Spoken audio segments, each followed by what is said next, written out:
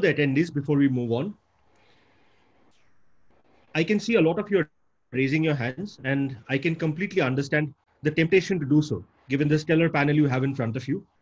However, there is a Q&A button at the bottom of your screen. If you could please use that to type in your questions, we will take all the questions at the end in our Q&A session.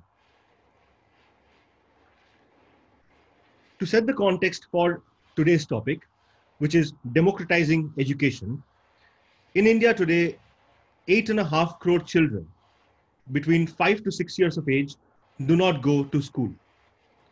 Despite all efforts by the government and from the various private sector players, education has not yet reached every corner of the country.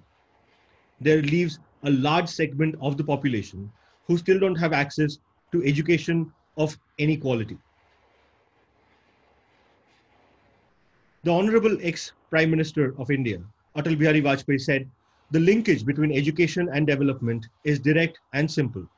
Higher education enhances human capital, which in turn makes higher growth possible, and universal education universalizes the fruits of development." It was under his government that the right to education was introduced in India. We have with us today some of the foremost minds who have worked in the country for the last very many years towards democratizing education and ensuring that it reaches the farthest points of the country. Without much ado, let me introduce to you our first speaker. Our first speaker is Mr. Philip Burrett.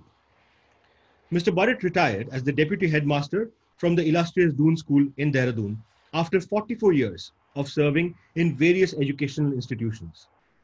Mr. Burrett served the Doon School as Housemaster, Head of Department, Dean of Student Welfare, Dean of Activities, Deputy Headmaster, Second Master, and Acting Headmaster with great distinction. He also carried out a visioning exercise for the Doon School in 2011 through an in-depth study of a number of British public schools and various schools in the US. Mr. Burrett qualified as a leadership trainer at Wellington College, UK in the year 2000. Mr. Burrett also is an athlete, an adventurer, and a naturalist. It is my pleasure and privilege to present to you Mr. Philip Burrett. Sir, it's all yours. Can you hear me? Yes, so Bayu, thank you very much. My connectivity here is very poor today, so I hope I'm going to be on.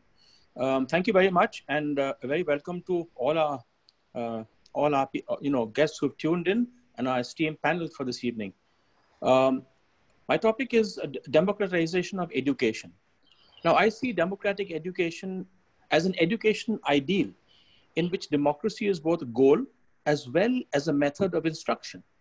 In other words, we teach democracy by the practice of democratic principles.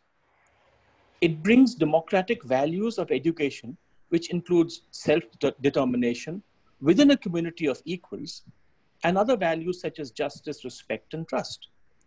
The main aim of education in a democracy, in my view, is to produce democratic citizens who can understand the plethora of social, political, economic, and cultural problems, but also we produce students who can form their own independent judgments on these complicated issues. A true democratic education gives students and teachers a voice in the running of their school. They become stakeholders in the process, not simply people who do as they are told. They need to be taught how to question and evaluate as well as challenge the system. The students need to be given autonomy in the direction of their own educational path and be encouraged to decide how to approach major educational needs. In other words, students are given choice and control over their educational careers. A democratic teacher values cooperation, responsibility, courage, self-esteem, creativity, and critical thinking. His role is to inculcate democratic values and to teach his students the same. Pedagogy needs to be student-centered, which really means a student has the right to say and tell us how he wants to learn. I, of course, was most fortunate to have worked in a school that most people felt was elitist. But you had to come to school to see how basic and simple and how egalitarian it was. The school was based on pillars of egalitarianism, secularity, uh, total equality, democracy, and these were the values, simplicity that we were built on. Um, the difference I noticed in this school was that children were given a choice and not told what to do. They were advised and guided, but not ordered. We encouraged our students to speak out and to air their grievances and to be equal partners in the running of their school. Student leaders were elected, and there was a very elaborate system of voting, ballot boxes, counting of votes, announcement of who would come out on top. We also gave them choice in the courses they chose. You know, ours was a very multi-course school. We had IB, ISC, IGCSE. And in a country that's multifaceted such as ours, we cannot have one syllabus. We cannot have one course with people as diverse as that what we see in our country. In fact, children should be allowed to even design their own curriculums and courses. The moment a government lays down a law about what curriculum to follow and what books to, are prescribed, you are at odds with democratic education. Student bodies, we had student bodies for everything. Everything had a committee. There were sports committees, mess committees, school councils, house councils, societies, clubs, and each of these had their secretaries, treasurers, boards. We had a number of publications in our school. And so therefore, each of these boys learned what it really meant to have authority and responsibility, but not power to be misused. Students designed their brochures, their house magazines, chose their plays and their music for competitions. We even had school honesty and IT codes, which were written by students. Of course, there were teachers in the subcommittee, but they made their own rules. And it's more likely that students kept rules that they designed and made themselves. Even, as you said, Subayu, when I went on this visioning exercise in 2012, I didn't do it alone. I took a boy with me. There were teachers and boys who were sent out to every corner of the world. I had happened to draw US, that's why I went there, but I didn't go alone. I took a boy with me, and we both sat, studied school systems, and submitted a joint report to the board. We also encouraged students to lead upwards, which meant that they were to tell us, and the board, even the board of governors who visited the school twice a year, were instructed by the boys. They told us about the problems they faced. Leadership was not just downwards or lateral. Talking about media, it's such an important aspect of a democratic setup. We had 11 publications in our school, the most important of which was the School Weekly, which reported the events of the week. Of course, there were cartoons and we lampooned teachers, and there were many issues that we took up. And some of these very, very important issues were debated in the School Weekly, some controversial, some had to be edited, but we had a very wide readership. Community service, very, very large at the Doon School.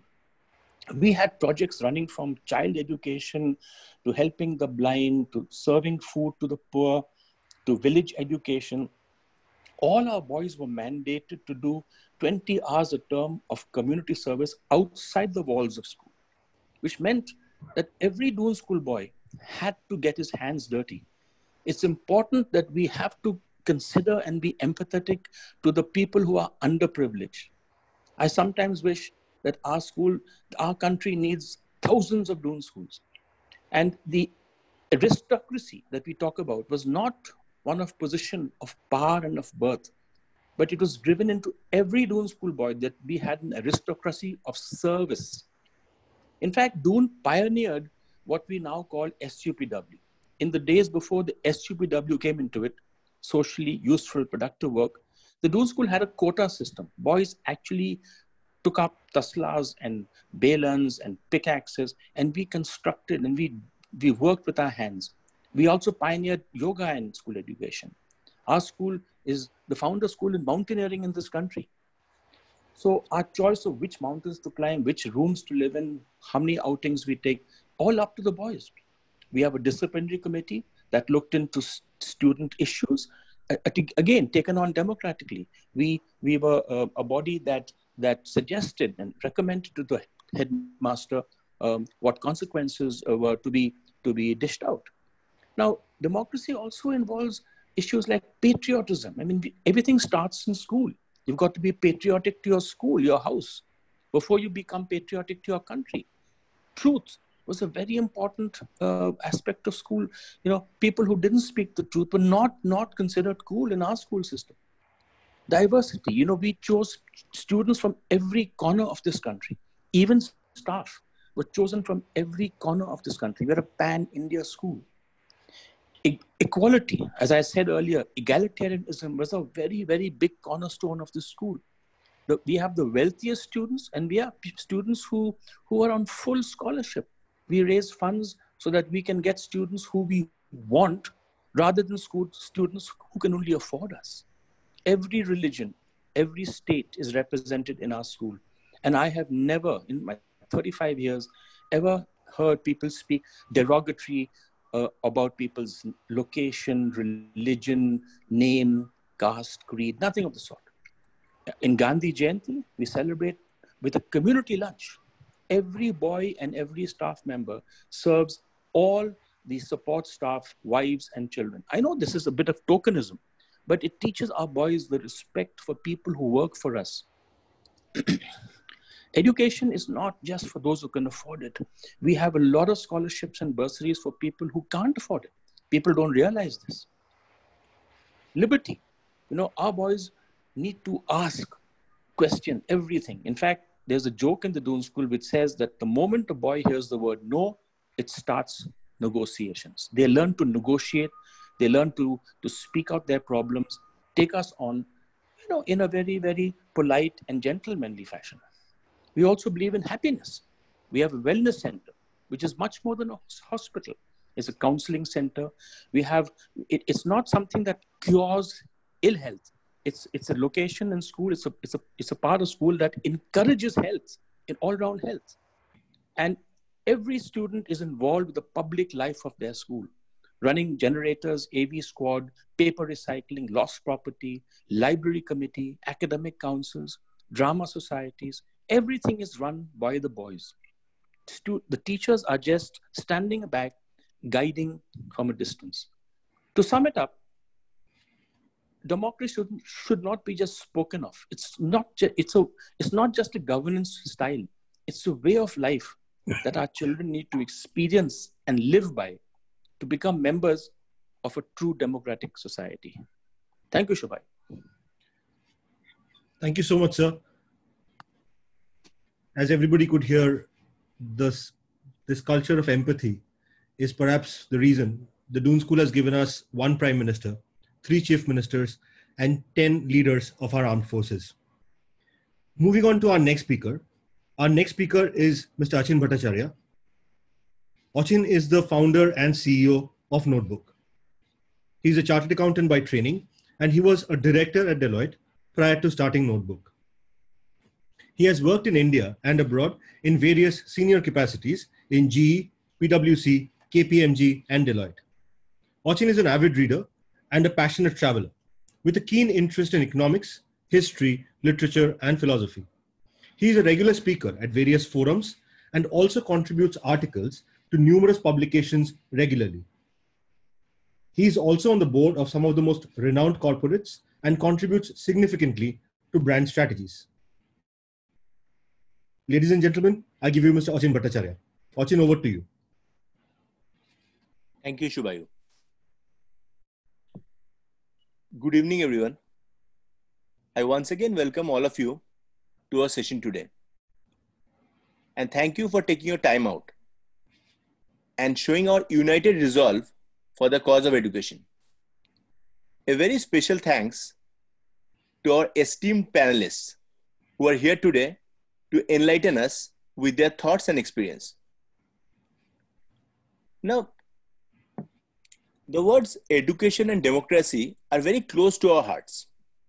And as members of the civil society, we do understand, aspire, and believe in providing equal opportunity in terms of education to our next generation who will carry the development mantle forward in the years to come. Now see, for ages, I'll say for ages, we have believed in the power of education to uplift our living standard, reduce crime rates, ensure better civic sense, and even to make our democratic setup more robust. See, education as a savior comes with high hopes of empowerment and thus deserve an opportunity for discussion at all global high tables and support from one and all in percolating to every layer of the society. So how do we break the barriers and ensure that education indeed reach the masses who have a right to high quality basic education irrespective of their economic or social station in life? I believe there cannot be any doubt or debate regarding that. The concept of education goes far beyond the norms of conventional bookish knowledge. It is refinement of the soul. It is learning from other people's experiences, both past and present, without having to live through it. It is knowing the unknown, even far beyond our vision goes. So, it is knowing about lands where sun rises when it sets over our head. It is knowing about how our ancestors lived and what kind of a world we should ideally live for our descendants. Now, it is knowledge of scientific principles so as to do away with superstitions. It is the study of literature so as to enjoy our beautiful planet through the eye of creative geniuses who have walked on its surface and graced us with their presence. It is the study of everything that life offers so as to be able to arrive at a set of principles based on which we can lead our lives with dignity and compassion. Now, I firmly believe that sometimes life is the greatest teacher. Now, I remember interacting with a self-made and very successful entrepreneur during my student days. So that point of time, I was doing my chartered accountancy. And I was very excited with all concepts that I was learning from my voluminous textbooks. This septuagenarian gentleman who had to drop out of school to support his family economically had amazing clarity of thought. So I remember that while interacting with him, he explained every nuance about business, existing legislative framework, and why and where changes are needed, and why his employees means the world to him. Now, I was truly amazed at how simple he made it all sound. Now, however, in today's age, conventional education is important as it gives you a head start. It is a window to a much larger world. It creates the quest for a better life in every aspect. It makes you inquisitive. I guess the most important part is that it makes you inquisitive about your surroundings and beyond. And you start questioning everything and look for ways to improve them. Now, this, I guess, is the most important role of education. You start questioning. You get the confidence to re-examine things. Nowadays, courtesy Google University, if someone has thirst for knowledge and the basic education needed to judiciously process that information, availability of information is not a challenge anymore. So what is most important is thirst for knowledge and basic education needed to process that knowledge. And I'm sure people can self-develop themselves. I guess by and large, this social awareness has been created, and I have seen parents even in remote corners of the country. Now, see, my role takes me to different parts of the country, remote districts as well. We work with so many state boards, so many schools. Now, one thing common that I have seen is that I have seen parents even in remote corners literally sacrificing their today for a better tomorrow for their children. So as far as aspiration is concerned, as far as social awareness is concerned, I'll say by and large, definitely things have improved over past few decades. And I also think it is very unfair to expect only the government to take the entire responsibility to solve all challenges around us. Each one of us as responsible members of the civil society have a moral obligation to impact few lives with the enlightenment of education, which can not only make a positive impact on the lives of those individuals and their families, but also the communities that they come from. So when you educate a child, not only you give a better life to him and his family, but the entire community stands benefited. Now, let us talk about making good education accessible and affordable. I guess that is very important, right? When we talk of democratizing education, we need to make it accessible to the masses. We need to make it affordable. Even today, during this unprecedented humanitarian crisis that we are going through, see, one thing has been proved beyond doubt. It was always proved, it was always the norm, but I'll say again, this crisis has forced all of us to rethink. And today there's no doubt that none of us can afford to exist in isolation in our islands of seclusion. So we are interlinked. We are interlinked. The action of the person next to you definitely affects you. And you are only as good as the society you live in. And unless until we contribute to the society, we cannot expect the society to improve on its own. We all have a responsibility to contribute. It is very important that quality education be made accessible to one and all. Now, for instance, pupil-teacher ratio has been a challenge for many years in Indian schools. So we have seen schools, with very few teachers and so many students. Teachers are doing a phenomenal job. They're trying their best. But still, I guess this is where online education has a huge role to play. In a country, now, I'll say, in a country as large and diverse as ours, the only way probably to raise the quality of education, I'll say this is very practical. If you want to raise the quality of education and optimally utilize our educational budget, is by pulling in resources to build best-in-class content centrally, store it in cloud, and deliver it to every student using handheld device which has a screen and is connected to the internet. Digital learning is still very much at its infancy in India, and the potential for doing meaningful work in this sector is tremendous. However, I believe the EdTech brands also need to take a serious effort in trying to identify the need gap and communicate with students in a language and sensibility that they can relate to. Unless the end user is actually benefited, all technical jargons about state-of-the-art content and glittering 3D animations are useless. So one was pupil-teacher ratio. Now, another thing which is also very important is the quality of teaching needs to improve. So train the trainer is something that really deserves serious thinking and implementation. Now, as I was telling you, EdTech as a sector has huge potential.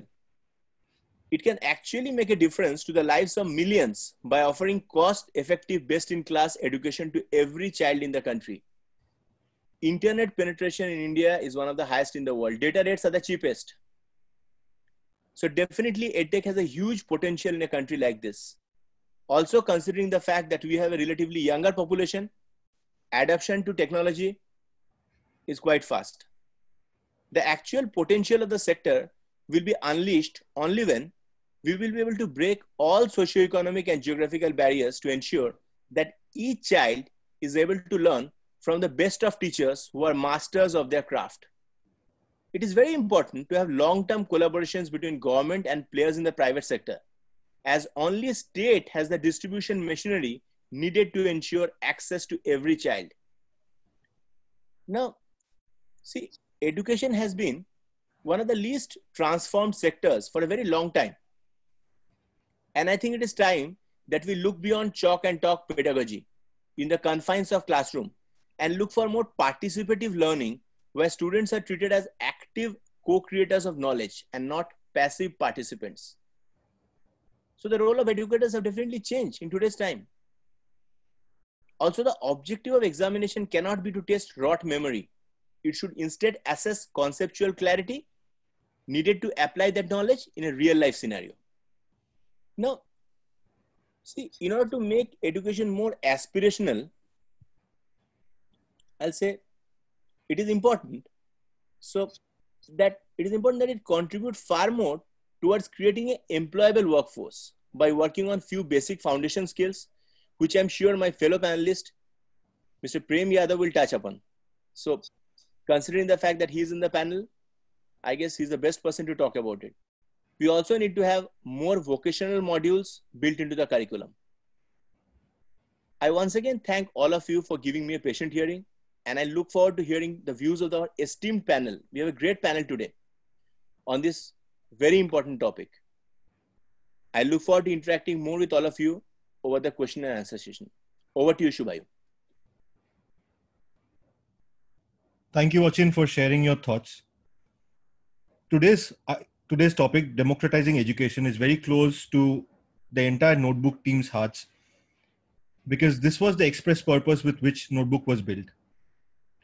We wanted to solve the problems of access, of affordability, and of relevance for the largest segment of students available in India, which is what Notebook was born out of. Along the Notebook journey, we have met various people working in the education sector, and some of them have moved us to our core.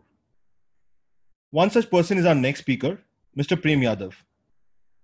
Prem Yadav co-founded Pratham Infotech Foundation, PIF, in the year 2004, and he is currently its CEO. This fast-growing organization today has reached out to 700,000 children from disadvantaged sections of the society across 13 states of India. Prem has been deeply involved in ideating and planning innovative models and programs to spread e-learning in school students, especially in underprivileged areas. He has also been instrumental in starting youth skilling programs, which have trained over 120,000 youngsters, making them job ready.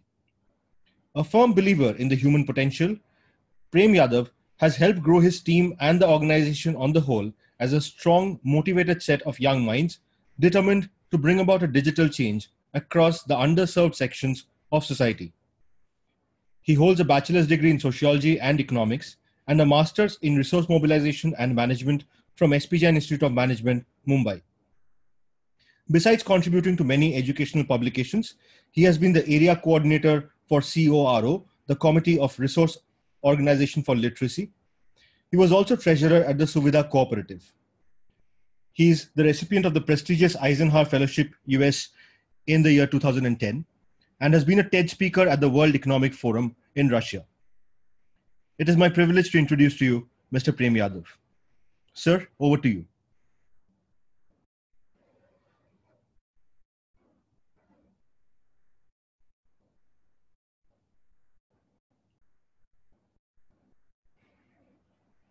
Can you hear me? Yes, sir, we can hear you. And we can see you as well. Thank you for this kind introduction. Can we move to next slide? So today, my previous speaker has already discussed about the democratization of education, and they have also put their thought about how it can be utilized or how it can be penetrate in the society. I will today discuss the topic about how education and democracy. They have what we can say, they have a very strong connection. So let's see about in a way. Let's see that in India, how it is connected with the education in context of the Indian population. So I will take you a few slides and some information to understand what is the strong connection between the democracy and the education. Can we move to the next slide? So there's a question we should all ask: are all children going to school in India? This is a very simple question, but if we wanted to understand this, there's in the slide, this is context to 6 to 14-year-old, not 3 to 5-year-old or beyond 40. But the number we see, 96.7% children are enrolled in this school. Are they going? We don't know. We will come to that point. But this is what I quote USER here. USER is a annual state of education report, which publish a report annually. Is a public audit about education in India. So about 96.7% children are enrolled in school. That is one number. And out of this 96.7%, if we go to school at the random day and we found how many children are attending the school in the peak month of education. So I say peak because we all know that June, July, August, these are the initial month of the education. So in the rural area, in the tier 2 city, there are many, so like in rural area, there are agriculture work. So, or in urban area, also there are a migration is happening. So because of that, the enrollment is up to August, the enrollment is happening. So September, October, and November, these are the months where we can see the highest number of children attending in the school. So that is coming up to 71%. And can we move to the next slide? So these two numbers we have to put in give some sense. Mostly 96%, 97% children are in school. About 71% children are out of this 96, 97%, they are going to attending school every day. And this is one area, the choice. So we all know, say in 2010, Right to Education Act is enforced in India. And this is the graph. If you see the age group 6 to 14, what kind of school or what type of school are children going to? And does that change over the time? So this graph is since 2006 to 2014. I also have some number about 2018. And this number says the enrollment is rising, but the children are choosing the private school, and private school enrollment are rising.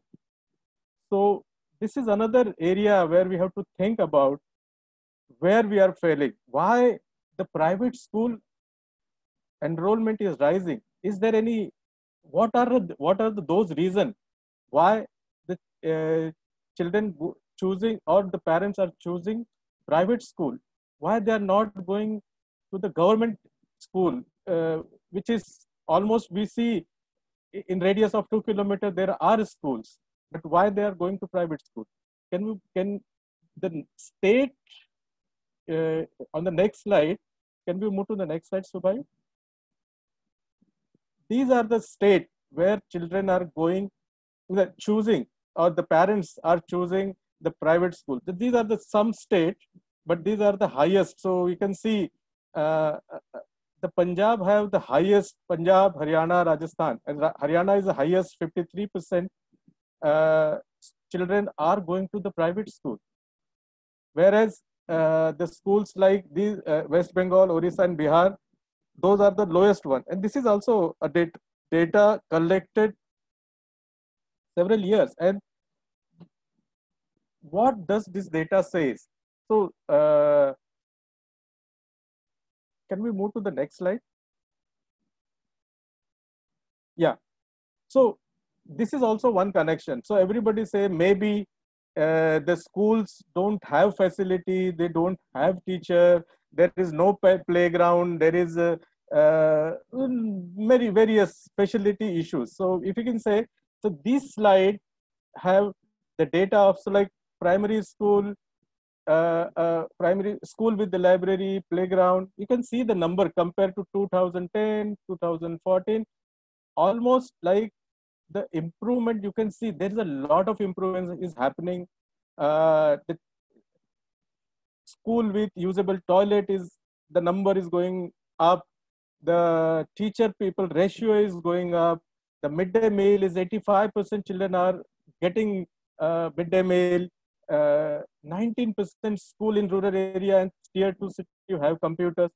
But then why these children are not going to the government school? Why they are moving to private school? can we move to the next slide, please? Is there any reason that so this is the slide give us a understanding what are those reasons. And this is a survey. This is also, again, I quote Asar, the children, those who are actually going to school, a percent of children enroll in different grade who can read. So this is a test done by the Asar Center, and what they have found that the children enrolled in grade 5, only 48% children are able to read standard 2 level text. So I again quote. So this is something is happening, which here is the biggest connection, strong connection I see, democracy and education. So a lot of children are actually enrolled in the school. They are spending 5 years, but only 50% of children are able to read, even in 5 years of their school life. Can we move to the next slide? And this is not only 1 year data. You can see the 2008 to 2040 data is on your screen. The blue one is the government school and orange one is the private school. And you can see even the private school are not doing well. And that is that it is the learning level is declining rather than it should improve. So last 2008 to we are in 2020, and we also have a data of up until 2018, and it is only what we have tested in we see data in 2008. Even in 2018, in a full 10 year, it is not even, it's about the same. So what kind of investment or what kind of efforts we are putting in? So this is something, the question arises, how can we make our democracy strong if 50% of our population, those who are going to school, are not able to read and write? That is a strong connection I see. Can we move to the next slide? So how to improve basic reading and writing? Does it take a lot of time? Does it take a lot of efforts? No, it does not. So there are very few things we have to do. And we can change this very quickly. That is what we believe as a Pratham, as an organization.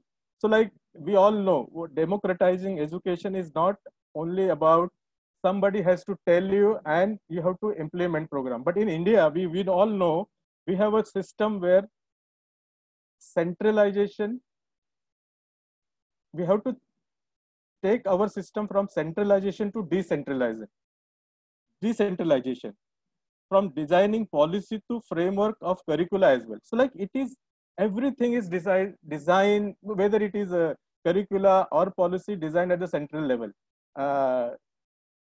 Mostly local people are not involved at that level. Even the Jilla Parishad or the municipality in tier 1 city or tier 2 city, they become only the delivery body of education. They do not have any role in policy framing or the content designing process. They are only in all schools, they just deliver education. They appoint teacher, they maintain the school, but they do not have any role in the process of content designing. Somebody just told that school, or the Mr. Bharat has told that school, the children was involved, the teacher were involved to actually design the process, design the project work. But here, I am residing in Mumbai, and Mumbai have more than 1250 schools, but the 7 lakh children are actually studying in those schools, government school, but the municipal corporation don't have right to actually design their curricula. They have to follow. So this is where I see a flaw, that how can we change, where is the democracy? So this is one area I see we should actually rigorously think about it, and discuss, we have to discuss these points. And so like, for example, we work with lot of school. When we go to the school, like we take a principal, and when we discuss to change certain thing, then principal always tell us that we are not allowed to take decision on expenses from the provided budget itself. So like they have to ask, there are several layers where they have to take permission and do certain change. So they feel very, so like the process changing at the bottom level, at the school level, is not happening because of there is a process what we have designed. We become the victim of that process. So we have to look into that. That is also a part of a system and the democracy as well. Also, so like one example where I wanted to take a Panchayati Raj, where the Panchayati Raj, we all know, is a system to help village development, also in the urban, that is in the village, but in the urban area, there is a slum development authority. Both system involve local citizen from grassroots to frame policy and also the execution of development work in the local area. And not all the time, but most of the time, it helps a lot to take quicker action at the ground level. But in the education, this is not happening at all. And I feel, in a way, we have to think, or we have to come forward to think about how can we change this system where more democracy or more democratic decision should be taken. And the second point I want to make about post-COVID, my friend Achin has just discussed about the online education. How can we actually adopt the online method? So like in this COVID-19 crisis, I think we have to think about the classroom teaching to online teaching process. We have to set up those kind of things. It's a behavior. It is not going to just one click you do and then everything will going to change. We have to think about how can we set up a process where classroom teaching to online teaching, we can actually, it should be a hybrid kind of thing. It should not be only online or only classroom. So it should be a hybrid kind of thing. And it should be a project-based learning, adoption of project-based learning. In this process, we have to follow that. Also, the online teaching, we all understand, but we have to think about the cost effectiveness for delivery, because we know the system can be created, but the maintaining those systems could be a biggest hurdle to actually execute the program. So we have to think about those things. There is no online teaching policy framework exist. We have to think about those things as well, because anything, everybody is, every day we see a lot of things coming in the education. We have to think what kind of, so like, what should we introduce at the school level, what we should introduce at the adolescent to the youth, that have to be defined. And one observation I see, that the current job we see now, about 85% job will be going to disappear by 2030. Very dangerous.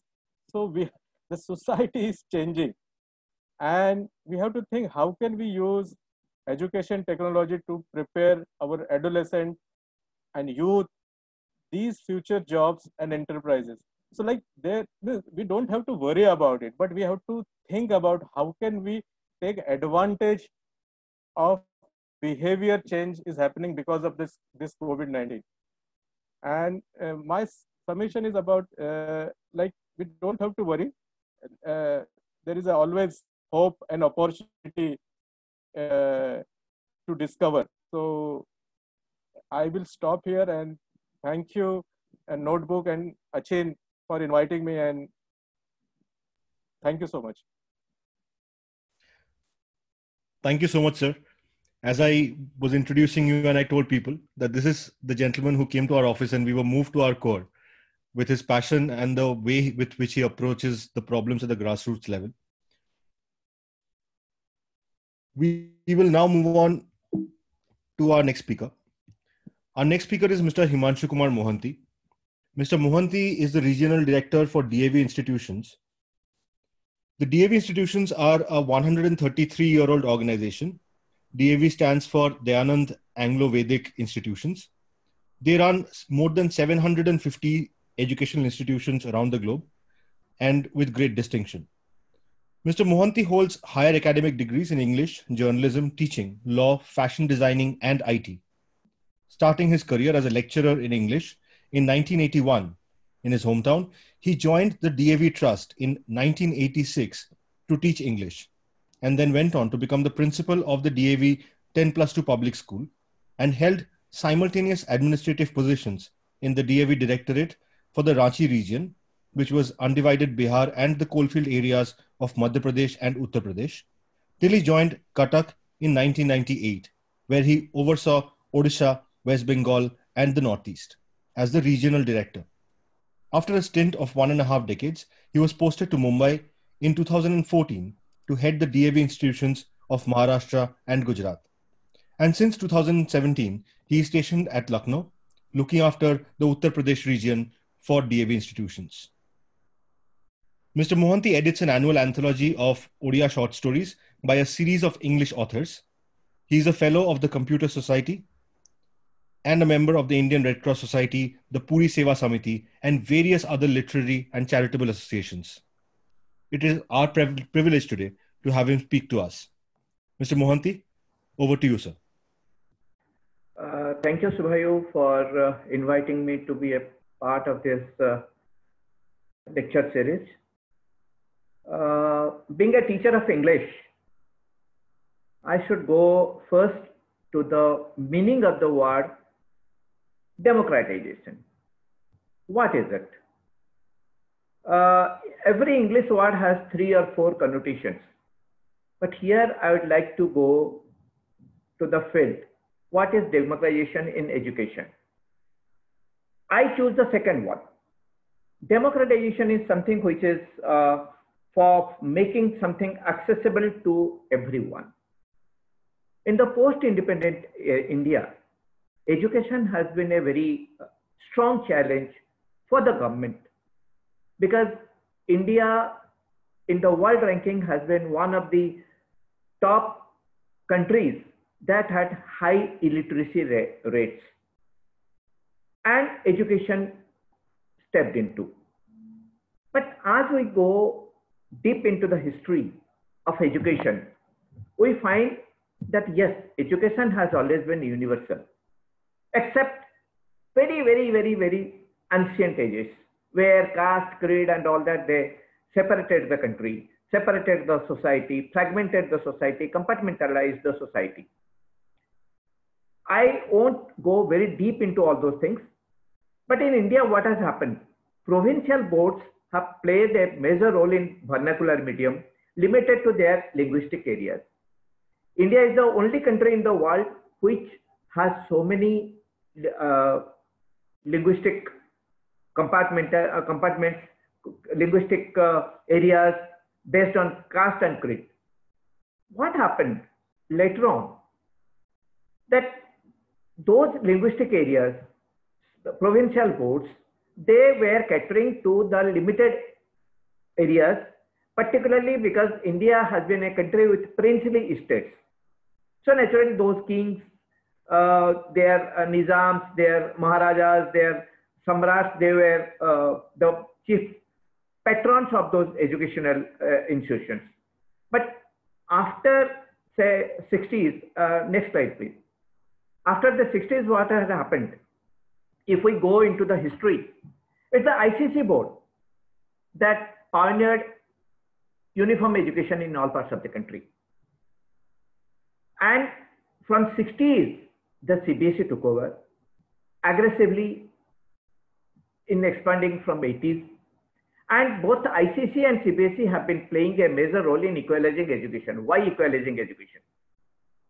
State boards were catering to the states only, to the provinces only. But this first ICC, then CBSE, and then they both together, They introduced uniform curriculum based on the NCERT pattern of syllabi and did wonders in the field. I go back to 80s. In 1987, I was posted to one of the very remote places of Bihar as a principal from 87 to 90. That was a mines area of SAIL. In those days, 33 years ago, if those areas had anything, they were Bihar boards, now Jharkhand. And when the first CBSE school came there, I would see clearly that the students, those who were enrolled in that school, most of them were first generation learners.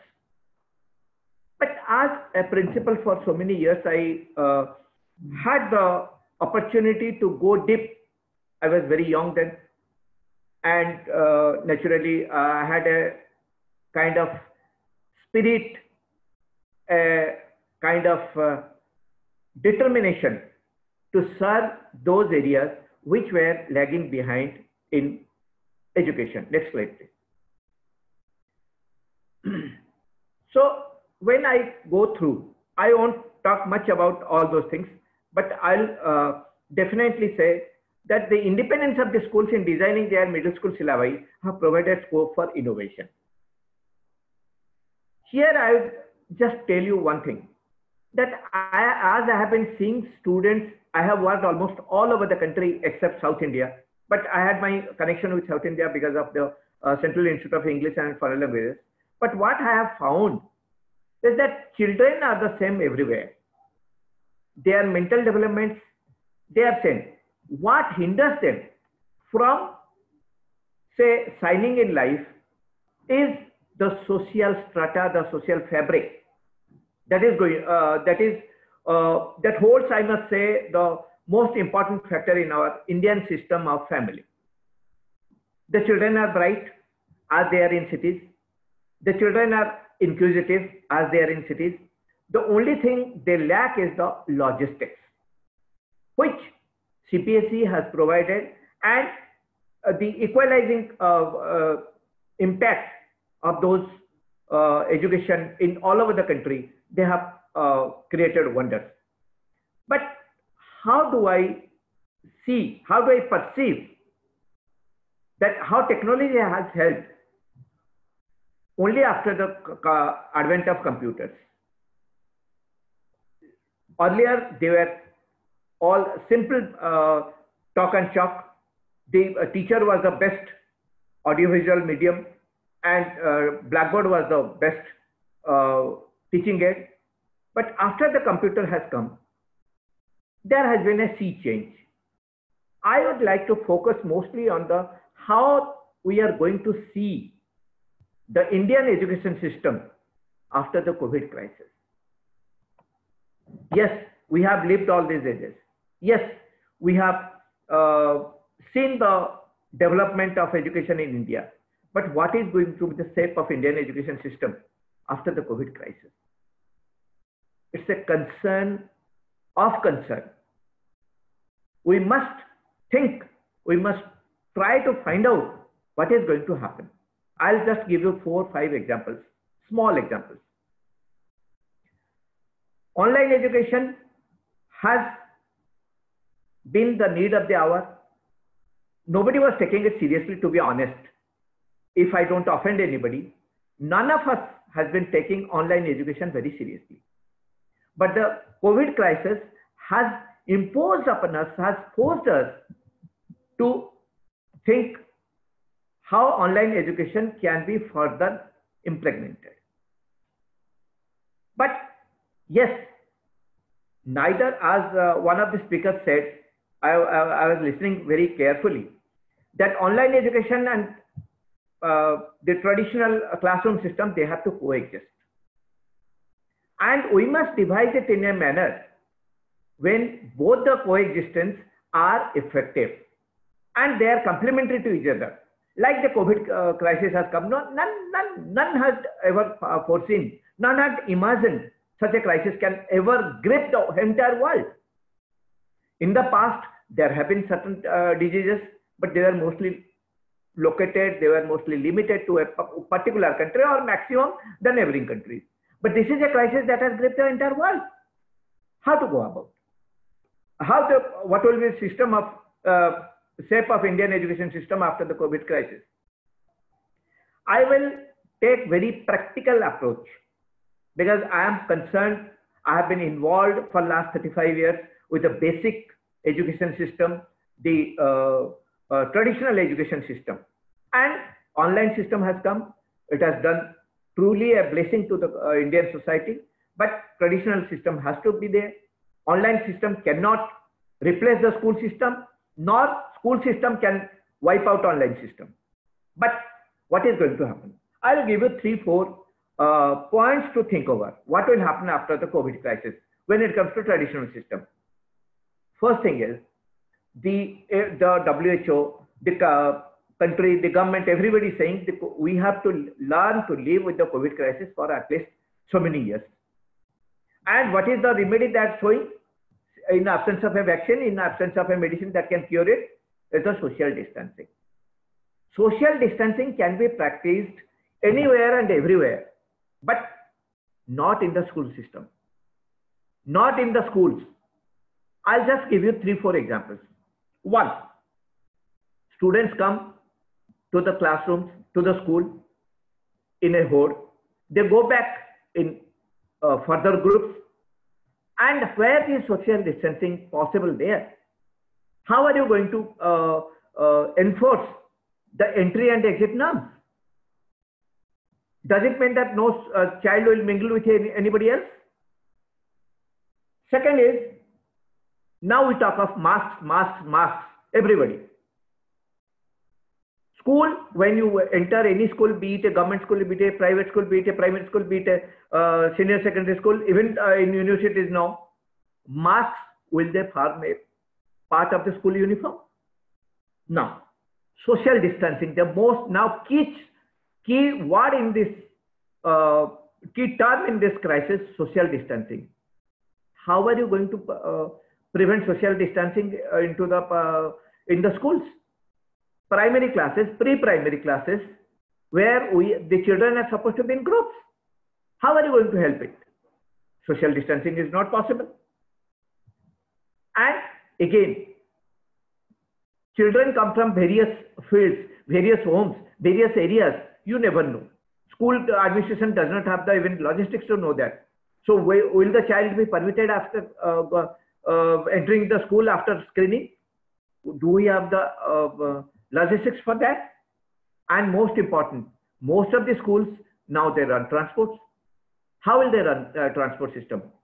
In a school bus maximum there are say 48 seats. Will 24 people be there? If we enforce all this, is it going to be economically viable? You never know. Even I cannot foresee. Nobody can say when this COVID crisis is going to be over. But after COVID crisis, what is going to be the fate of the traditional education system? There where we have to think of running the online system parallelly. So I just wanted to throw these small questions for our thought, for the thought of the participants, for the thought of all these our panelists and great people who are here, and they are much more experienced in the field of education, but I am mostly confined to traditional and basic education, where up to +2 we have to give the best of results. But I can visualize a dark tunnel ahead in the field of Indian education system up to +2 at least. I am not touching the university system. I know what is the state of university system because my son is studying in Delhi. I know they are also equally concerned, but their children are grown up. They can modulate their lives to some extent, but here up to +2 the children are dependent upon the parents. The parents are concerned about the children. So what is going to be the shape of the education system, particularly from pre-LKG to +2? And how effectively we can, and one more very important thing. We cannot afford to waste a year, a month, a week, a day of the child, because every day matters in the life of a student. So my submission is, my request to everybody, please think over it. Please think over it. How are we going to shape our coming days? If I am a pessimist bit aloud, 2021 is going to be a dead session. You never know. How are you going to? We cannot find a definite deadline. So my only thing is that when we have, I sum up like this, when we have been successful, very successful in democratizing education, at least make it possible for every child to go to the school. There are different reasons why somebody is not going, why there are dropouts, why they are not enrolling, and why they are not going despite government measures, despite giving enough scope, enough facilities for all these private schools. Up till now, we have been successful. What after that? How are we going? And online education cannot replace the traditional system. The traditional system cannot now move without online education. They are complementary to each other. They are supplementary to each other. But when both of them cannot run, they cannot exist without the existence of the other, how are we going to help? How are you going to shape our country? How are you going to shape the education system? This is what I wanted to ask to myself, to the whole system. And how can we help in making it successful? And the past COVID system should be a new vista to open areas of opportunities. Thank you so much. Thank you so much, sir, for letting us peek into that crystal ball and to see how it would look in the post-COVID scenario. Some very interesting points that you raised there, and I would perhaps take a cue from you to talk a little bit about Notebook before we move on to our next speaker. When we started Notebook, the very clear idea that all of us had was we will not build a Me Too brand. There were other edtech brands out there. So we had to find a reason to exist. We needed to solve a problem. We said the problem that we solve is the current milieu of edtech products seem to exist in a vacuum where they are either trying to replace the schools and they say students can learn completely online, or they seem to stay strictly within the confines of the school and then become as inaccessible as the teacher after the school hours for the student.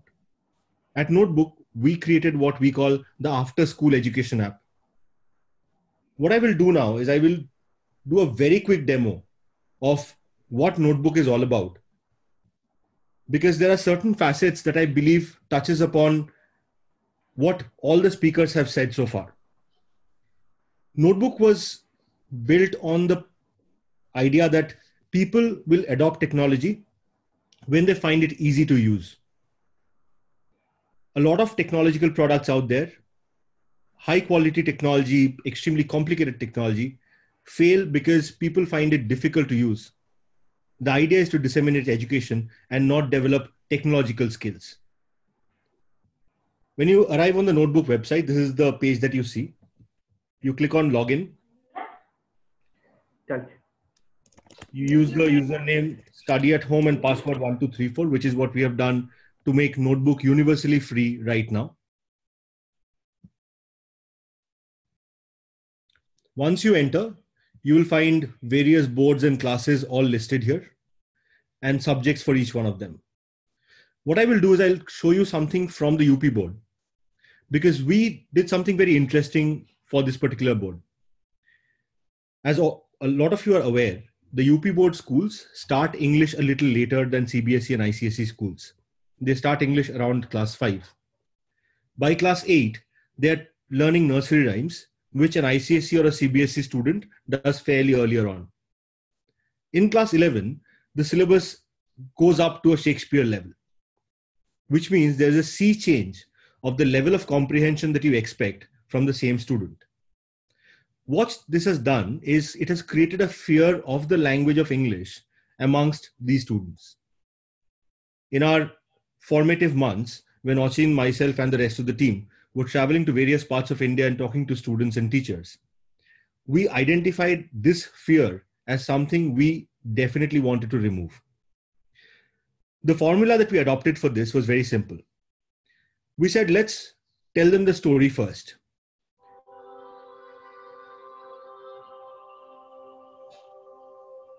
नमस्ते बच्चों, notebook में एक बार फिर से आपका स्वागत है। आज हम बल्ब के आविष्कारक थॉमस एडिसन के विभिन्न प्रयोगों से संबंधित पाठ the inventor who kept his promise का हिंदी में संक्षिप्त अध्ययन करेंगे।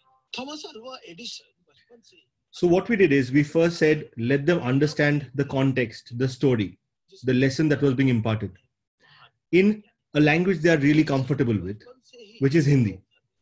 So every topic, while the topic is in English, was made into a Hindi synopsis video, which plays before the English lesson starts. If I now go over to the lesson was designed to be bilingual, which means 2 languages were used to disseminate the same information. Hello students, welcome to our video lesson on the life of Thomas Alva Edison. You may have heard his name since he made an important invention. His electric lamp has been a blessing to human civilization. Edison also made many other discoveries. What inspired him to be such a genius? So after this English lesson comes a brief explanation of whatever was being taught in English in Hindi. So they could not fly. एक दिन कक्षा में Edison की एक शिक्षिका Edison और उनके सहपाठियों को पक्षियों के बारे में बता रही थी। उस समय एडिसन केवल 8 वर्ष के थे। हम पहले ही जान चुके हैं कि एडिसन को प्रश्न पूछने की आदत थी, अतः इस बार भी चुप कैसे बैठते। उन्होंने अपनी शिक्षिका से पूछा कि पक्षियों की तरह। Beyond the video lessons, we also decided to provide text content because reading of text, understanding of text, and being able to write good answers is something key to every student's exam process, which is when we wrote these notes, also in a bilingual format. If you can see my screen, the note has 2 parts, the first English introduction, and then an Hindi explanation. This bilingual process has met with tremendous response. Every school in UP, every student in UP who has used this product has loved it.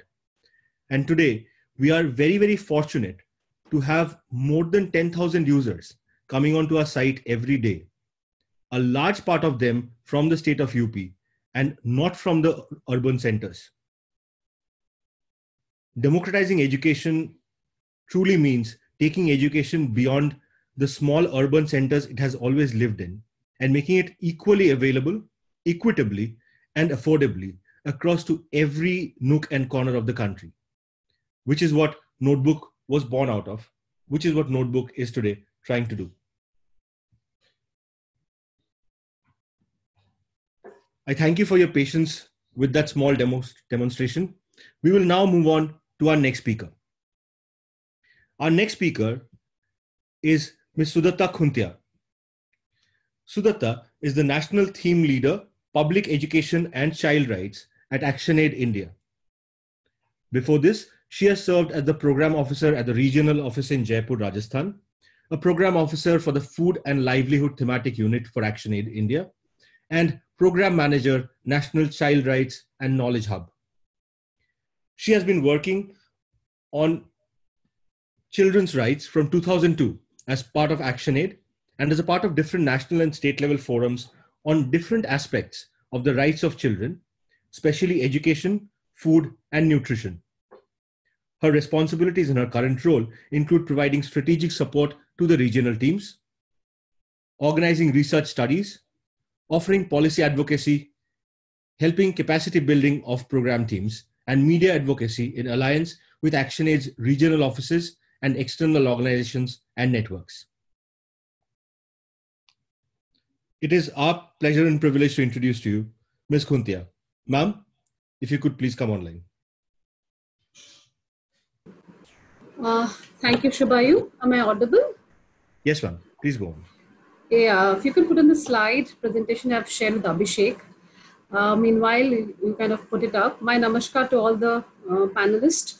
I mean, my work has become really easy now because a lot has been shared in terms of what is the basic meaning of democratization of education, how digital learning platforms are helping do it. And then Prem Yadav ji shared a lot about the private versus public education and where does democratization of education stand there. And also the quality of education. I really kind of like that he brought around the idea, the discussion around quality of education, how several surveys have kind of opened our eyes in terms of what are we teaching our children. And finally, Mohanty ji, who really kind of stressed finally on the fact that it's COVID time, and then how traditional learning methodology along with online tech savvy solutions to our learning would have to kind of go together, and it can't be one without the other. So wait, from there I kind of take it on. The next slide, please. Yeah, so I'll not discuss much about this because a lot has been discussed. So as we discussed here, as a society, we now realize that social progress can only be based on an efficient system of education. That's what education for all, what Mohanty said in a very simple way, but very, very meaningful, that yes, if you want democratization of education, it should be education for all, access to all, everyone, every citizen of this country.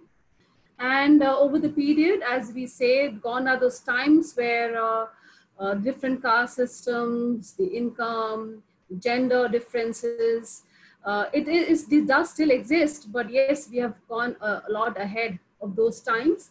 And we've realized that prosperous economy based on science, technology, whatever culture is unattainable without an ongoing accumulation of intellectual potential of all. Everyone has to contribute to the GDP of the country, to the wellness of the country, to the happiness of the country, to the well-being of the country. So we can't have the haves and the have-nots and the divide increasing. We have to bridge the gap, bring it together. And I think to do that, education plays a very, very important role. It's equalizer for the society. And for holistic development, education is important. And for this, we start with education policies, what the state has to say, and what all different players have to do about it. The next slide, please. Just a basic thing again, the idea of education holds a promise for every child, every citizen of India. Education is the right of every child. And that's where I feel the idea of democratization of education is so important. And for every child, it's a promise for unleashing his own innate potential. Someone in the, I think one of my esteemed speakers said that it is the child's innate potential which has to come up in a good learning system. What the child wants, who's designing the curriculum, does the child have a say in that? Does the child have his or her passion built into the education, built into learning? A lot of these things. And as Shubhayu mentioned in the beginning about the data, that so many children, so many thousands of children who are out of school, who don't have access to school, who even if they have access to school, as Prem Yadav ji said, this is like peak time for enrollment, but then after a few months they drop out, they can come back, migration happens. So there's a lot of issues still with education. Our future is struggling in classrooms, even though they attend classrooms, lagging behind, the verge of dropping out of school. So these issues are still there in the rural masses, the majority of the country, the majority of our children, the children of the poor and the marginalized. This is where the concept of democratization really stands out. It is so important to discuss this aspect in the context of these children. Yeah, the next one. I think since the independence, many policies, many discussions, debates have happened towards the idea of the universal education, the idea of the common school system. We don't have it today, but this was an idea with the Kothari Commission, where the idea of India was built upon this common school system. Every child has an access to the same education everywhere. Same within courts, definitely, but yes, has access to education.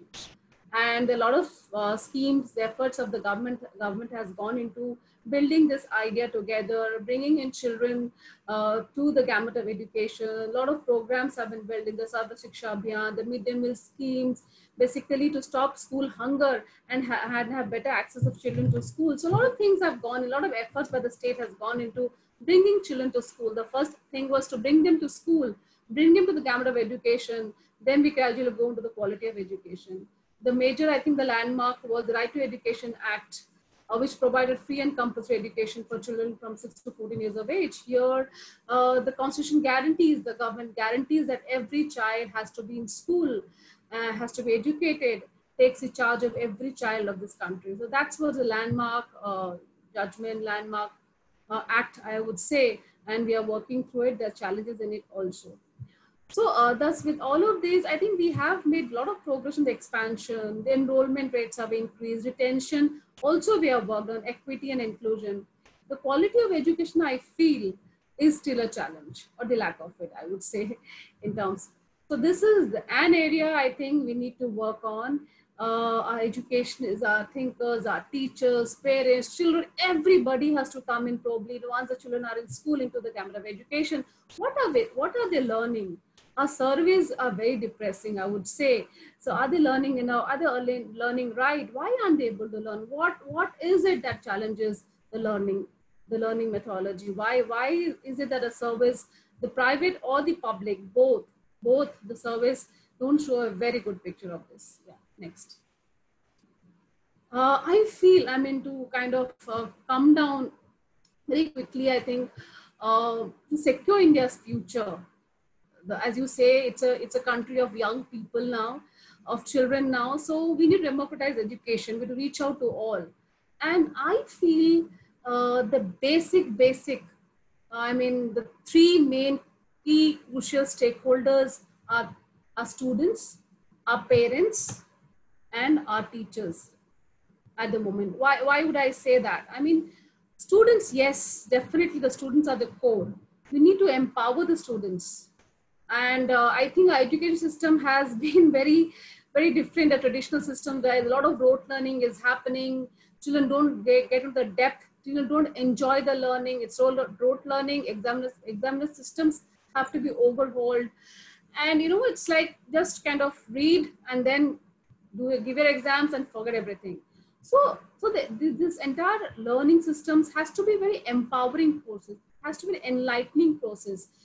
And it should be able to deal with multiple intelligence. We know children, the intelligence capacities are all very different. How does even I would say the online education, the digital education, is it great enough to adapt? Yes, teachers, I would say, would know who's lagging behind, who's smart, who is not, what support, because a very human kind of a relationship exists over there. So there also are teachers sensitive enough to do that. So those challenges need to be kind of taken into consideration when we talk about quality. And a pedagogic system is based on understanding of the application to the children, their interest, their passion. Passion has to be catered into the curriculum, the way they learn. I think we need to provide our children a system where they can engage with real world problems at a deeper level and just get away or go away from the system of rote learning and examination. There is some other system of engaging with children, making them learn, help them learn rather, I would say, and then kind of share what they have learned, express what they have learned, and go ahead rather than a very different, rather than the present system of education and present system of examination, I would say. And then we come to teachers. Yes, teachers are creating pathways for peer learning, mentorship, providing majority of decision-making power. How do we empower the teachers also? Do they have the decision-making power? Do they have choices? Can they kind of make choices inside the classroom, outside the classroom? Can we make teachership a desirable profession? Why are the most intelligent, the IITs and the rest of the world going into different kind of profession? Why they're leaving the country? Why isn't teachership a desirable profession? We should reflect into that. Why is it so? So why there's a need to empower teachers? We have to. They are the vehicle of the entire school system, the education system. They are the first contact of the child. So how do we empower teachers? So our system should be such, and if you want to say democratization of education, this is one key stakeholder we have to engage with. If you want to kind of vision around, work around this vision of. And then the parents, last of all, but I think one of the most important stakeholder are parents. I would talk about the first generation learners, where parents do not have time, do not understand what the child is studying. How do we empower them? How do we really equip them with the skills to support the children at home? They may not understand the syllabus, but do we empower the parents that yes, you can help? Help by what? By being with the child. Can we equip them with some certain skills? By discussing with them, by counseling them that yes, you need to support your children at home so that they study. It's not the entirely burden of the school or the teacher or the child. So how do you make these three key stakeholders a part of the education system by empowering each one of them?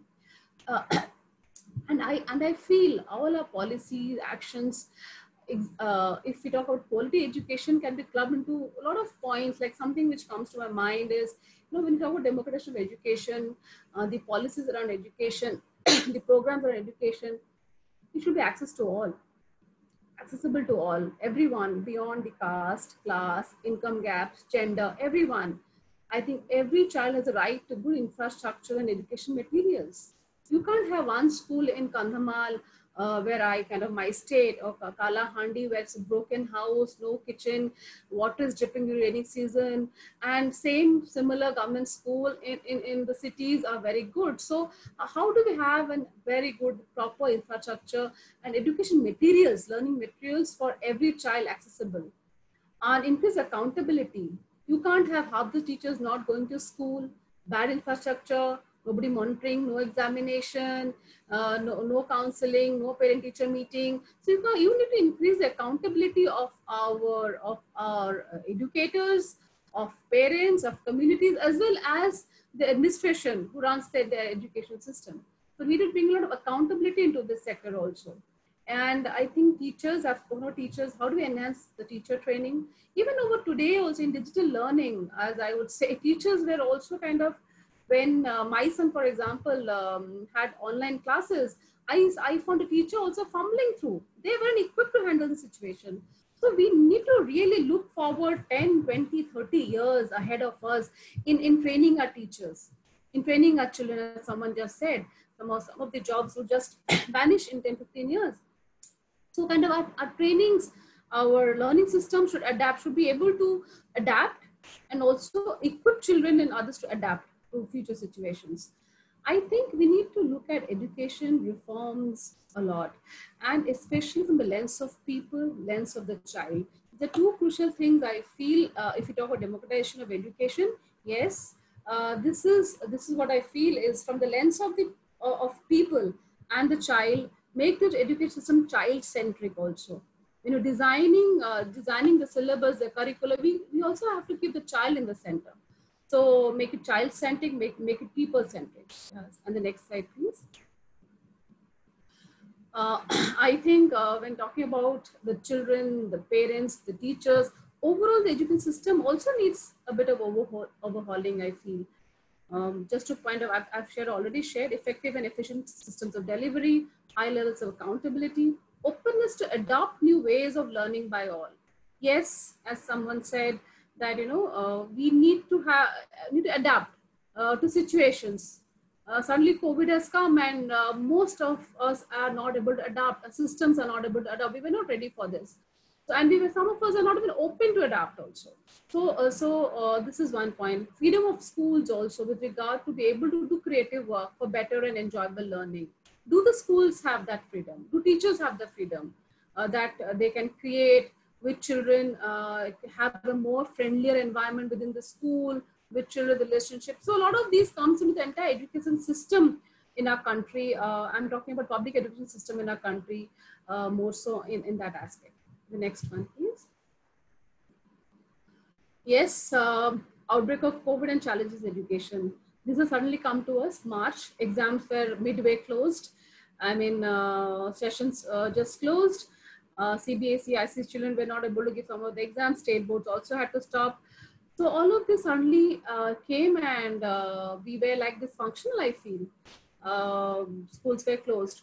So how do we, this was, how do we adapt, and what are the challenges right now? Just to point out a few, I think there's a need to provide educational support so that children can continue to learn and build resilience to cope with the situation.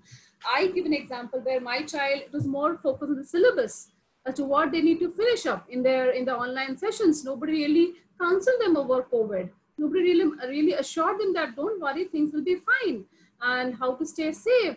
Nothing was discussed with children. It was more like finishing a syllabus. So how does our learning now help children counsel? How does our learning become a therapy for children? Are teachers being therapists for children? Are we being therapists for our children in such times? So children do not share everything that goes in their mind. So these are things which I feel that one is they continue with their learning.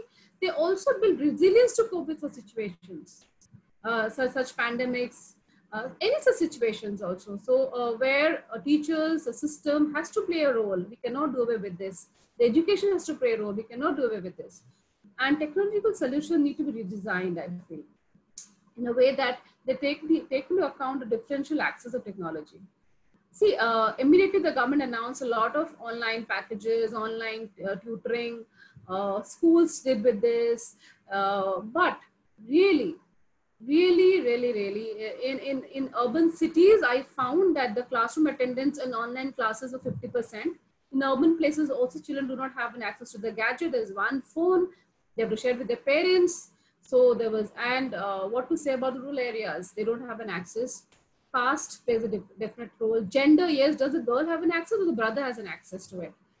Income levels, yes. So I don't want to explain this. We all know that these play a role in access to resources. Parents, teacher, the SMC members, the associations need to connect in such times to look at the children's well-being. How together we look at children's well-being. Is anyone getting into depression? Is a child lagging behind? So this is a very collective way of bringing up a child. So how are we coming together to look at children's well-being? And incentives, yes, a lot of issues in COVID would be around no fee hikes, moratorium on fee, PPE for teachers. Teachers need to meet the children sometimes. If there's a 3 or 4 month, 5 month gap, can teachers be able to meet some children? Is there PPE for the teachers to visit children to reduce the risk? Can they be termed as essential service providers? Yes, they should be termed as essential service providers. Children are important for us. Today, I saw UNICEF report saying many children are going to die, the younger ones. Children are under a lot of threat. So I think the frontline service providers of children beyond the homes, like the teachers, like the Anganwadi workers, the Asha Karmis, everybody are the essential service providers for children. They should be provided enough PPE, travel, everything. I mean, a lot of support system need to be created to cater to their needs so that they can attend to the children's needs. So scholarships also, a lot of girls will be at risk. They will get into child marriages, child labor, out of school. So can we adapt our system in such a way that a lot of these poor children have immediate scholarships who are at a risk of dropping out. So a lot of things, a lot of challenges have come across in the context of education. And that's where I think one of the esteemed speakers shared about the principles of democratic education. This is where you apply these principles. To apply these principles, especially for the have-nots, for the poor, for the marginalized, because they are going to go down, one rung down. And without all, I think we cannot achieve the development. We cannot go further as one country, one nation, and do well-being. Please, the next slide. Yes, pandemic exposed the structural imbalance, like the school closure leading to staying at home, and e-learning, the big digital divide. As I completely agree that we cannot say no to digital learning, online classes, and COVID has really kind of stated upfront in our eyes that yes, this is something that we need to accept. I myself accepted digital learning, as I was sharing with Shubhayu yesterday, that I was avoiding, and then finally I agreed, no, my child has to. So this is what. So this is there. And then if it is here, then how do we make this digital learning platform accessible to all? We all know the state of our country. I read a recent article in Scroll saying that only 8% children have access to a gadget and net connection. What do you do about that? Only when the structural changes around this, that, like the gadgets are available, there's net connection. We know electricity is not available in a rural area. Even if it's available, it's like 1 hour, 2 hours, 4 hours, 5 hours. So we really don't know. And there's no space. You need, it's a space matter too. When you're doing online classes, you need your privacy. You need to sit quietly in one corner. Do our rural houses, do our bastis, do the children of the marginalized have that much space, the luxury of space to have that? So how do we adapt our digital learning adapt to these situations? This is the challenge of digital platforms. How do you make it accessible to all? How do you really make it affordable? Can you make it a right of every child? I was just thinking out of the box that the government is doing so many things in terms of providing ration. So if this is here to stay, the COVID, then can we really have a tab which does not have, which can be adapted, where the chips or the connectivity or the online classes can be held? Can technology solutions like some very cheap tablet for all children, affordable, can be provided? Many things came to my mind actually, like, we really need to adapt ourselves to the situation and make digital learning accessible, which is the biggest challenge to the most poor, if you want to talk about democratization of education. Otherwise, it is accessible to the rich people, to the middle class who have resources. That there is no doubt around that. Everybody has a tab. Every child in middle class and the rich classes have an access to phones, and they're using it. So how do we adapt to such a situation? Even if it's digital learning, how do we kind of make it multilingual education? Shubho, you just shared Hindi and English. Yes, but in Orissa, where I stay, my state has a lot of tribals over here, primitive tribals over here. We as education intellectuals over here are fighting for multilingual education. In Kui language, for example, how do you adapt your technology, the solutions, the courses, the syllabus into the most local language? How do you take that into consideration? How do you bring in the local part of the education? Everything cannot be centralized. You cannot show your house as a big lavish house. You have to show your house as a very nice mud house in those places. So this is how do you adapt the curricula into these languages? And if this is done, if technology helps us do this, this is fantastic. The learning gaps are because of a lot of the languages are not the mainstream languages in my state, and I'm sure in many such other states. So how do we do about that? Differential learning capabilities. Teachers are in touch with children, the humane aspect of learning process. How does digital education kind of touch upon this challenge of how do you address the differential learning capabilities of various children? So also these are some of the challenges I feel. This is an opportunity, yes, but it's a time to develop ourselves, to kind of work on the solutions to make it accessible, equitable to all children of India. So the next slide, please. I think I'm just done, I guess. Yes, ma'am, that was the last one. Yeah. So I leave it at this place in terms of how real-time classroom teaching and how digital platforms come together. How do we have a fantastic blend of both of these? And at the same time, the crux of this democratization of education is the content part. Definitely, what are we telling our children? What are we teaching our children? And also, is it available to the last child atop a hill? So that's the thing. Yeah, thank you.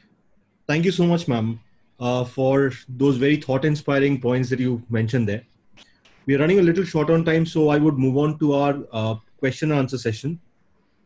We had asked people, the attendees, to register questions beforehand, so we'll take some of them and we'll move on to some of the questions that we have received while this session was on. The first question is for Mr. Yadav, sir, if you're there. Shubhai, go on. So the question asks, what are the main challenges that you face in democratizing education? Have they improved over the years? Actually, some of the panelists has touched upon this point, but only thing, there is a lot of system and process already set up, but only problem I see as a person that execution at the last mile is a problem where I see.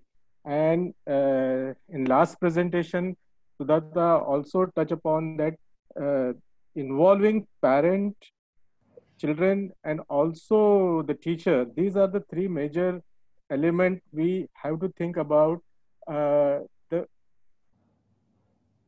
The challenge is that these three main elements are in the policy that mention is there, but involvement to actually in these three elements are very negligible we see. So I think if we want to improve if you want to see the quality of education, these are the area where I see the democratization of education is must, where the holistic approach is needed. Not only the centralized approach is going to solve these kind of issues. Thank you, sir. That's right. That's right. The next question is for Mr. Mohanty, if sir is around. Mr. Mohanty, sir, are you there? Please. Sir, we have a question. Somebody's asking, you spoke about a dark tunnel. Where do you see light at the end of the tunnel?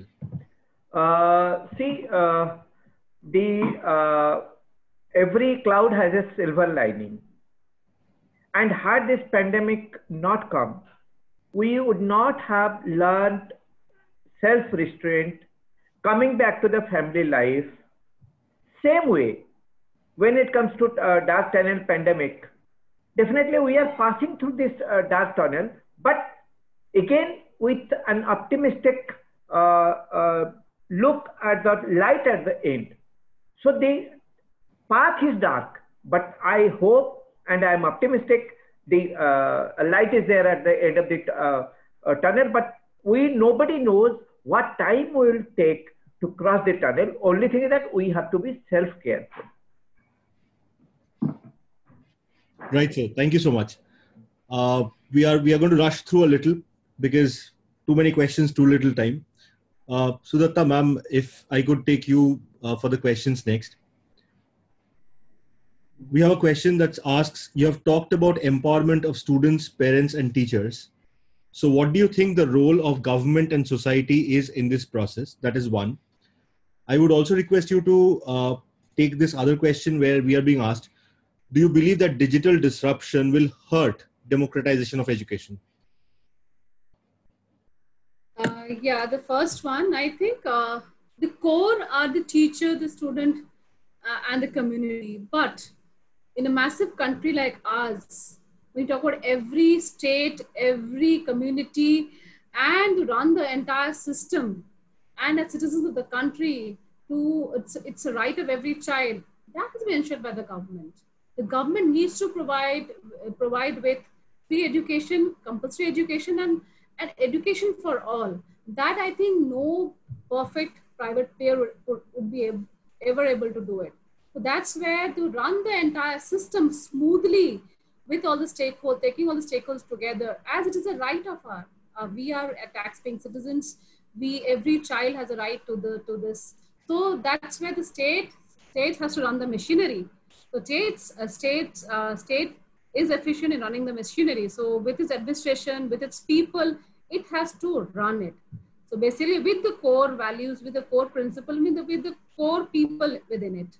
So that's how I feel the role of the government is of immense importance in the entire idea of democratization of education. They are the major players to make it happen, I guess. With this principle, definitely, but yes.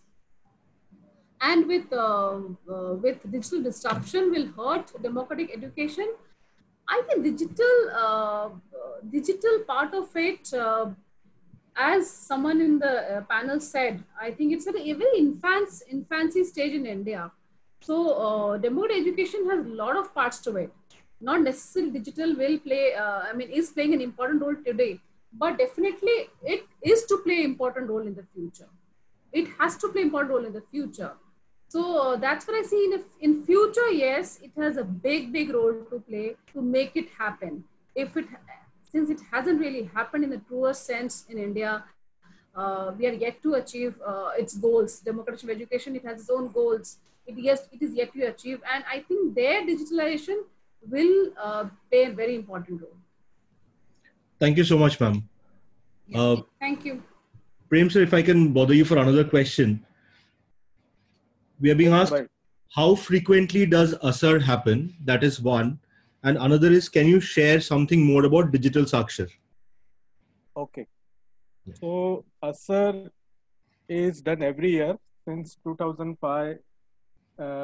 Last almost like 15 years or 15 years, it is done every year. That is one. And the second, Digital Sakshar, as some panelists had just said, we need content in regional language.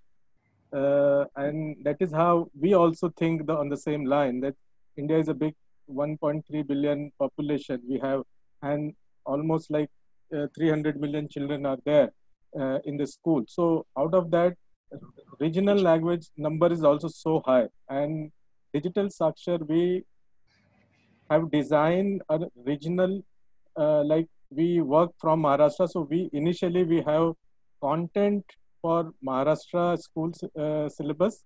Also we have some Marathi and Hindi language. And this is we have curated almost like 5,000 video in regional language, which is for all subjects. But only difference between we have not digitized the books in an animation form or the video form. The idea is, because a lot of books, we understand that 50% children are not able to read and write properly. That in my initial speech, I have already discussed about that problem. So we have simplified in a manner the script and also the voiceover, so that even those who are children are not at the level, the competency level is not that to understand, they can also actually engage these video and content. So this is available in free of cost. We have tie-up with Notebook as well. So we are using, this is available for anybody who want to go digital through a mobile phone or using any kind of digital equipment, and it's available free of cost. Thank you so much, sir. If I may take a couple of these questions myself, we have these two questions that ask how far these online classes are beneficial for primary children and how online classes are possible in rural areas. First, I'll take the question about rural areas. When we started out Notebook, one of the things that really helped us was India is currently going through a massive flux in internet penetration. To give you some statistics, in the year 2019, if I take the 12-month period, the internet penetration has grown 7% in urban India. It has grown in comparison at 35% in rural India. I understand that urban India has a certain level of saturation, true, but every day people turn 13 or 14 years of age when they have access to mobile internet for the first time. And despite that, the adoption has been far quicker in rural areas, where more and more families are discovering the mobile has certain financial upsides to its usage and better understanding.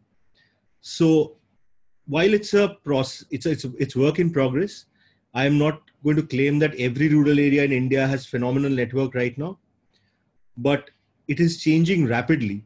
And in the period of the coming 12 months, where everything that is digital, everything that is online becomes more and more important and quintessential to our lives, I believe that online classes are becoming more and more popular in rural areas, and we'll have 100% penetration very soon. To the second question, how far these online classes are beneficial for primary children? I will have to go a little bit into the design philosophy of Notebook. If you have seen that video that I was playing a little while ago, or if you have seen some other Notebook videos, you would realize that we follow a system called augmented storytelling, where instead of animating, which is after a point distracting for the learning process, what augmented storytelling does is there is a story being narrated, there's a human voice telling you a story, and there are snapshots like a comic book of the lesson being provided to you after a specific span of time. What this means is the child sees something and 2 seconds later sees another step of the same process, and then has to imagine what has happened between those two snapshots. It has been experimentally verified that this creates a proactive learning process where the student becomes an active participant in the learning process rather than becoming a passive recipient. Talking about primary children, these are really young children. More than knowing a formula or how to solve a certain problem, it is far more important that they understand curiosity, that they understand content discovery, and that they understand imagination. If I can enable these three things, the ability to discover content, a natural innate curiosity, and the ability to imagine in a primary or a very young child, I believe we would have served our purpose. And those are the three things that we at Notebook keep on trying to build into each and every piece of our content. I hope that helps answer the question. We'll go on to the next question, which is again for Mr. Yadav. Sorry, sir, I'll keep bugging you today. How is your experience in this regard in other developing countries? Do you have any case studies? Currently, we don't have any case study, but we have a lot of demand. So I just wanted to share experience. A few days ago, we have launched one campaign called Watch, Learn and Grow through our digital Sakshar content. And we have found registration almost 22,500 within a short span of time, about in 3 to 5 days. And we have received some registration from USA, South Africa, and UAE. So that was surprising for us. And the mode we use to actually mobilize and to actually discuss about the project is only WhatsApp. And that is how in India it reached almost like 18 states, but it reached beyond the country also. So this is the power of technology. So you can start somewhere and that reach is far away. And one of other experience, somebody from Zambia found out digital Sakshar content, and now they are started using for training 100 youth for digital skills. So this is, I think, the power of technology is immense, and we can reach many countries from India itself. So there are so many, I see the scope to beyond Indian subcontinent also. Thank you so much, sir. We have just time for one last question. Ochin, if you can take this one.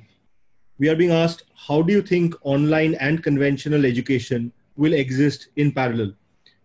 This is very similar to what Mr. Mohanty also touched upon in his speech. If you could please comment. Yeah. I think first and foremost, let's make one thing very clear, that these two are not completely separate universe. Like they do not compete with each other, rather they complement each other. I think I completely agree with what Mr. Mohanty said, that we are not looking at a scenario wherein only online is going to exist or vice versa. It will be a hybrid system.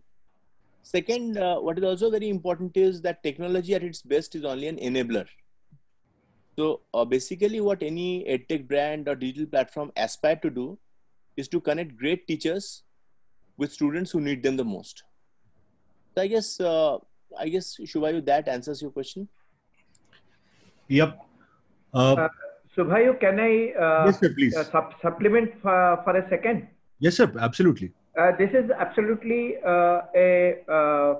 webinar on online, and the snapshot that you have used questions and answer is from a conventional classroom. So this answers the question. I think very well said. Very well said. Thank you, sir. Please don't change this. No, This is my personal request. Don't change this. It's so beautiful, so cute. Thank you so much, sir. I think with that, we can close the question answer session. We are also almost out of time. If I can just invite Achin back for the vote of thanks. Achin? Sure. So I think we had a great discussion, and I really thank all of you for being a part of this session today here with us. Bharat sir, you really set the tone for the discussion and raised the bar. Mr. Mohanty, I'm really, I'll say I congratulate you for your clarity of thought, and certain points that you made really leave us with, with some takeaways. And not only did you highlight the challenges, but you also, also embarked on the solution part of it. So dark tunnel and then the silver lining at the end of it. Very, very well summed up. Ms. Kuntia, I like your constructively critical perspective on things. Really very detailed presentation and very insightful. So I think we had a great discussion today. And I really, again, thank all of you for being here. Take care, stay safe, and goodbye.